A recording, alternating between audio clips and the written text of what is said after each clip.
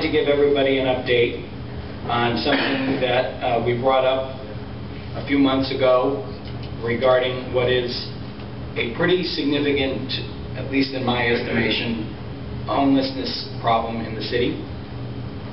This weekend, Ellen and Mary and I had an interesting experience. We met a young man who is homeless at this time.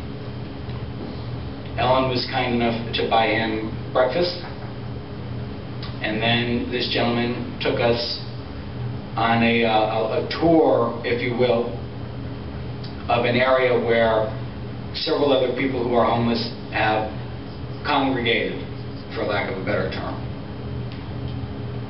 22 adults and 18 children, one of them at least as young as less than 2 years old. They're having trouble getting access to resources. And that's what's causing them to live the way that they are. And this is sort of emblematic of a systemic problem with people who are in that kind of situation being able to get access to the resources. And I'll read a little bit of what I'm talking about. Last winter, St. Vincent de Paul served an average of 30 people a night, maximum capacity. The Board of Ed documented an average of 30 children considered to be homeless within a given month over the winter. From July 2013 to March 2014, 123 individuals or families lost their homes due to evictions or foreclosures. The problems that we're seeing in terms of resources for people who find themselves in a homelessness situation, there aren't enough beds. Our homeless shelters are at maximum capacity. And in addition to that, there's what I guess you could call gender segregation at a lot of these shelters, where men can't stay in the same shelters as women and vice versa in a lot of cases. So what ends up happening is, let's say you're a father with a young daughter, you can't stay in the same shelter. Or if you're a mother with a young son, you can't stay in the same shelter. And that poses a lot of problems for people when they go looking for a place to stay if they're homeless. There aren't enough human resources to respond to the needs for emergency housing or transportation for people to access the resources. People who are out of the prison system, which I didn't realize until very recently, but people who are out of the prison system but aren't still under the guise of the Department of Corrections, meaning they're not on parole, they're totally free and clear from the prison system, don't have the same access to resources. So there's no halfway houses for them. There's no job program hookup for them a lot of the time. And then they're left completely without a way to transition safely back into society.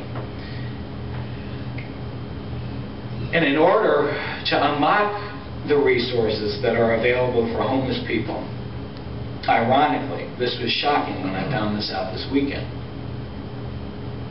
In order to access those resources, you need to have an address. And the only way to get that, if you're somebody who's homeless, is to have a stay at a homeless shelter. And that brings us full circle back to the fact that our homeless shelters are at maximum capacity. And I'm bringing this up for a few reasons. The first is, Councilwoman Zappo and myself got to see this situation firsthand, on the ground, real time. Secondly, I'm somebody that's on the Youth Commission and on the Parks Commission and on the Police Commission as part of my duties as a council person. So I think that in order to properly address this homelessness problem and to get the ball rolling so that people can have access to the resources that they need, we're going to need to bring all those pieces together. We're going to need to bring the nonprofits and the homeless shelters that help people out in their time of need to the table. We're going to need to bring all of those stakeholders together to come up with a plan for how we can move forward and provide the right resources for people who are in need. That's one of the great responsibilities of community. And I know that sometimes it might feel like a burden, or it might seem like a burden. But the truth is, a community is only as good and only as strong as how it treats the people that are most in need within that community. So with that being said, I wanted to give everybody an update and share a little bit of what we've learned recently, and to let you know that hopefully we can continue the conversation and figure out a way to tackle this problem. And that's it for me for committee reports. Thank you, Councilor.